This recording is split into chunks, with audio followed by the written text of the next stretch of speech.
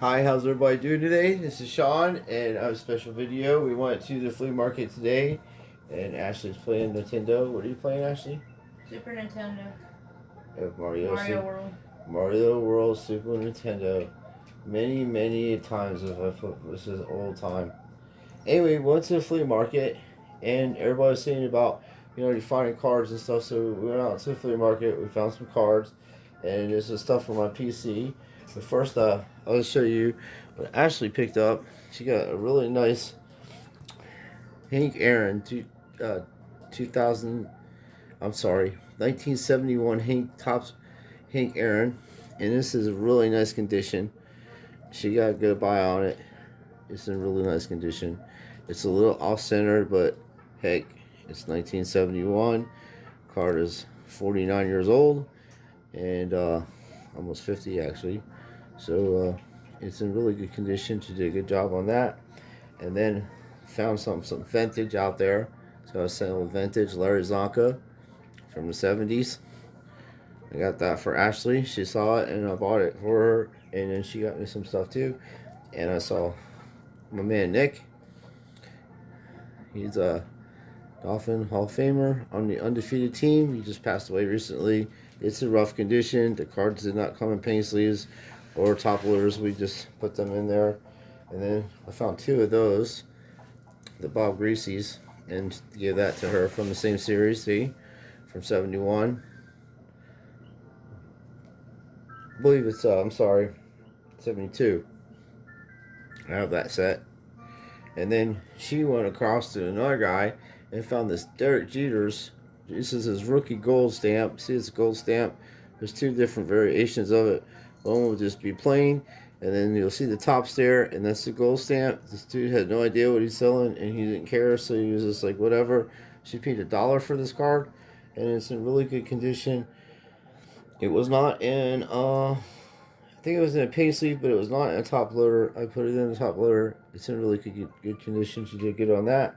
And then she also found this beautiful MVP upper deck when they were making baseball, and that's a gold stamp also. It wasn't in a top loader or anything like that, but it is Derek Jeter, and it's from 2000. I'm sorry, 2000. Very cool card. And then this was the first edition of the Star Quest. See, it says it on there. There's a bunch of players on there, and that's Jeter.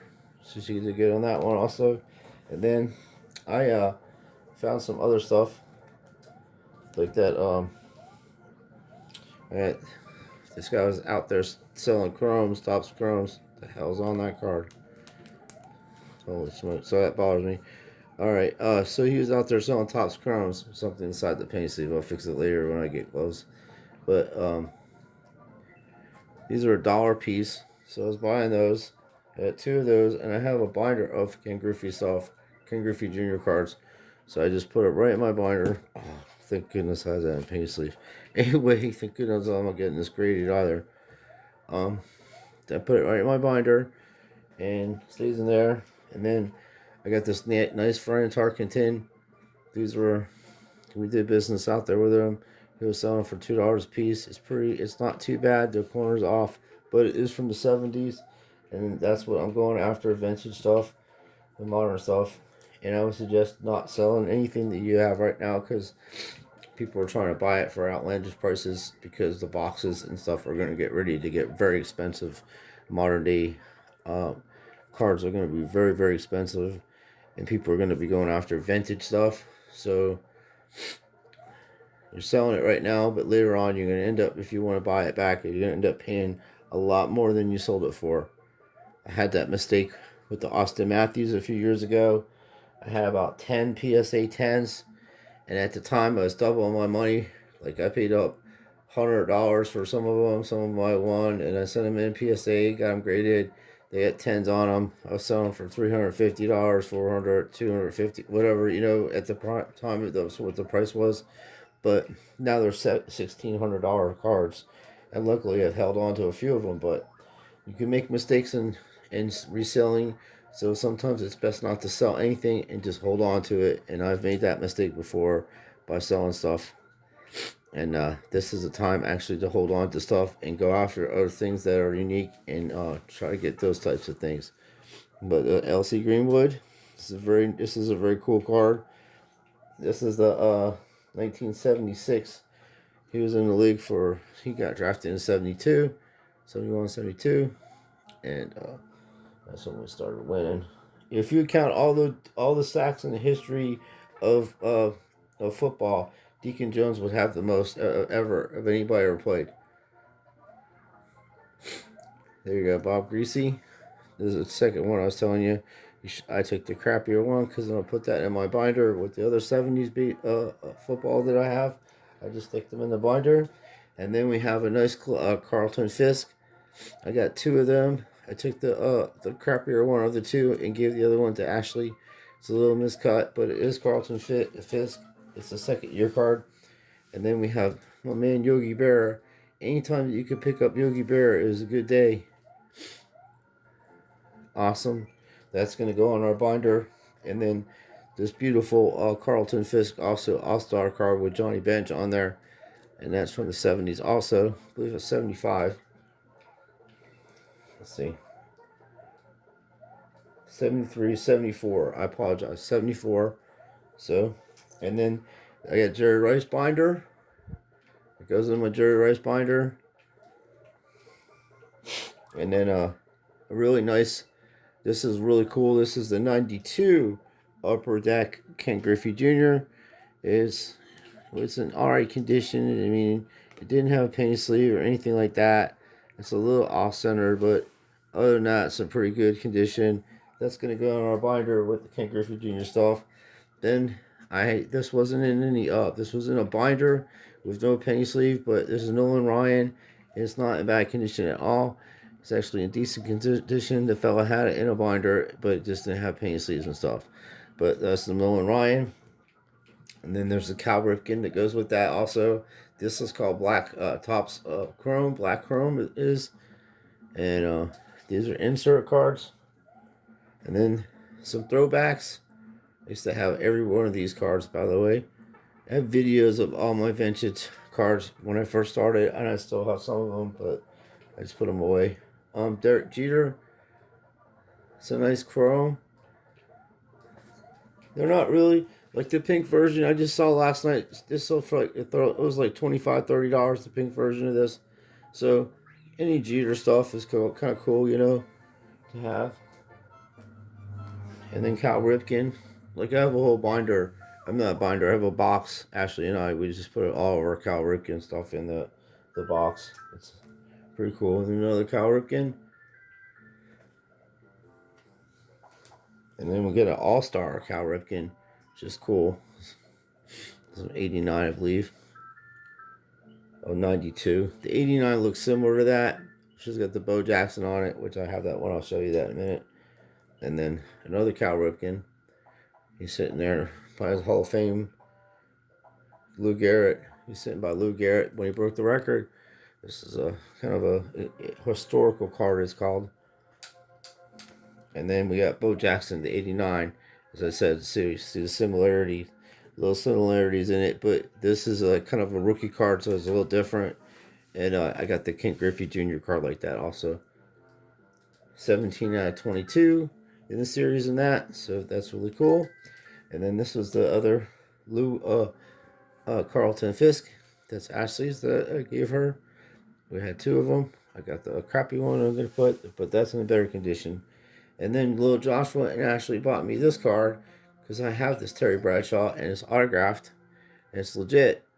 And have that autographed. So this will go with that one. And I appreciate that. Thank you. And then this fella had some Kyle Lewis rookies, Topps Chromes. And this is a really cool card. It's in gem mint condition. It very, very took good care of it. The scratches you see are actually on his top loaders. These top loaders are crap. Then he had a Bo Bichette. And this was in really good condition. This is also in the binder, so it didn't get damaged or anything. I got home, put a penny sleeve, top loader on that. And then we have another Kyle Lewis, which is a variation of the other one. I'll show you in a minute. So anyway, I'll show you that in a minute. This is the other Kyle Lewis. These are called updated. When you see the U, that usually means updated. And this is kind of weird the way they have this, but you flip it that way and it's upside down.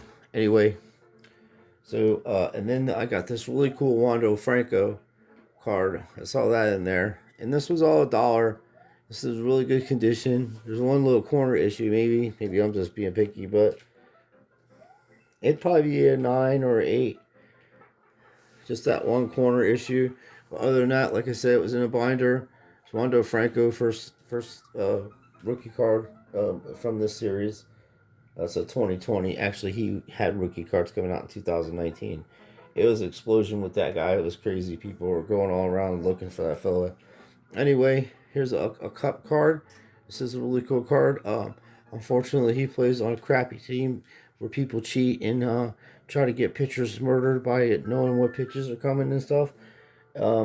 Anyway, this is a really nice rookie card, and I like him. He's a good player. Update. See, as I said, the U there. So they are cool. I like the modern cars, you know. And here's another one right here, the Carl Lewis I was telling you about. This is the other variation of it. It's the Topps Chrome.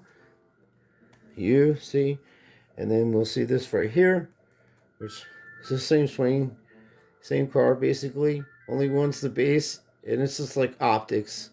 Like they'll come out with the Don Russ but this will be a different number on it for some reason, you know. And also, this here says update series, and this is Chrome update series. See the Chrome on there. So that's cool, huh? So that's what we got. Not bad. Oh, one more. Sorry. We have the Mike Trout Topps Chrome All-Star card update series. So anytime I can get Mike Trout stuff, I'm happy. And I'm going to be downsizing my collection a lot with making some trades with some friends of mine, or a guy I just met too. He's a nice fella, and get more vintage and more variety of some other things, because I have a lot of 70s football and baseball and basketball and stuff like that. And I'm also have a surprise coming for everybody. You'll see what I've been buying, and it's going to be cool when I put the set together.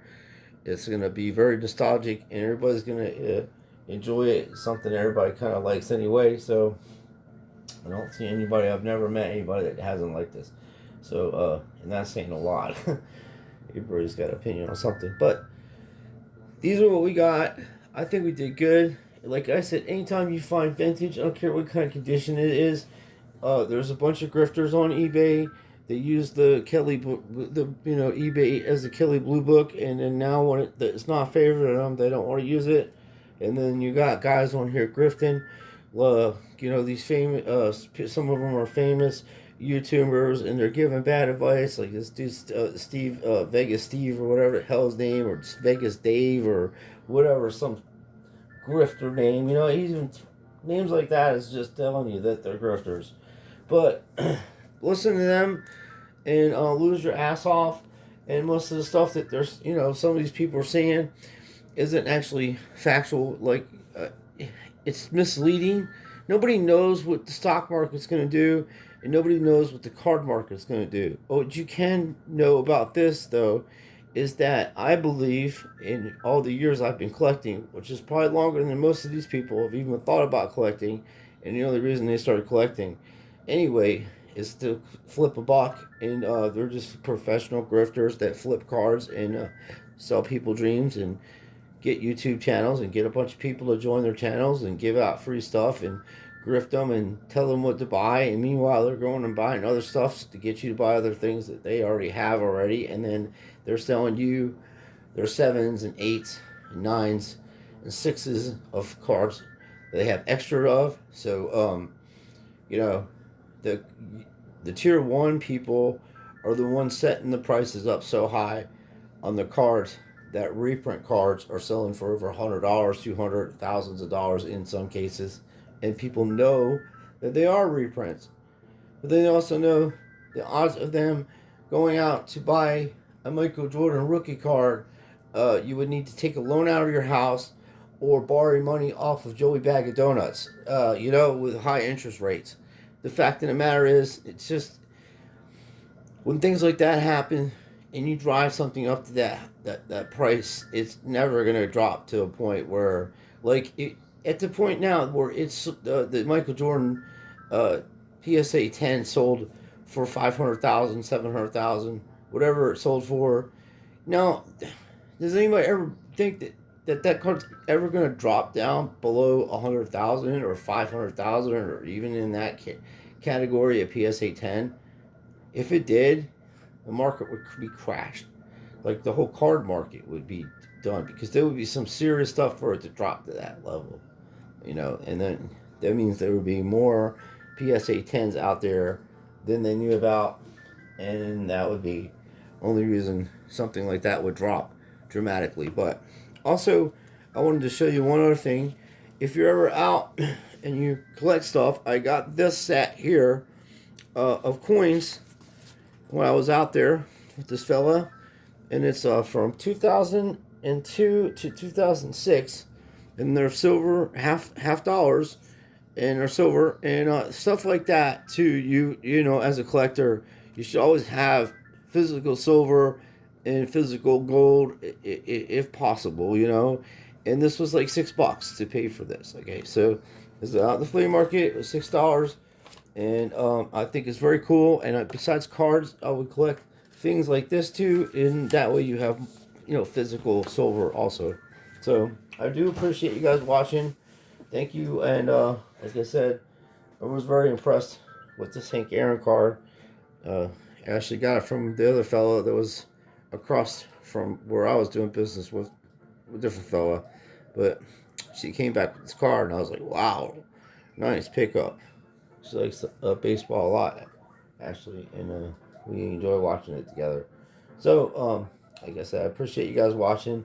And my opinion is not a professional, advice giver or anything like that. But I would definitely, when you're out flea market, look for things, and try to get stuff like this, and have a variety of stuff in your collection.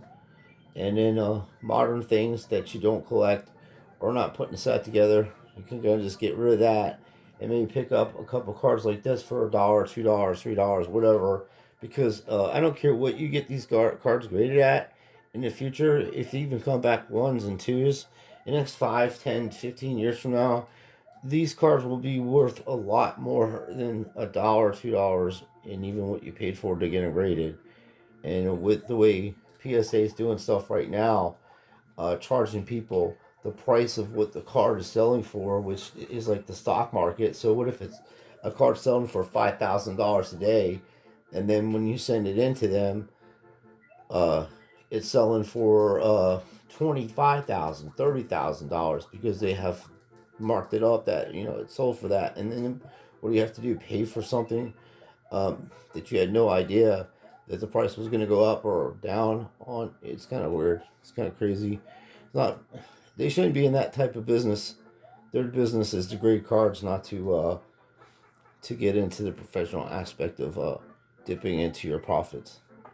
So anyway, thank you for watching. I appreciate everything.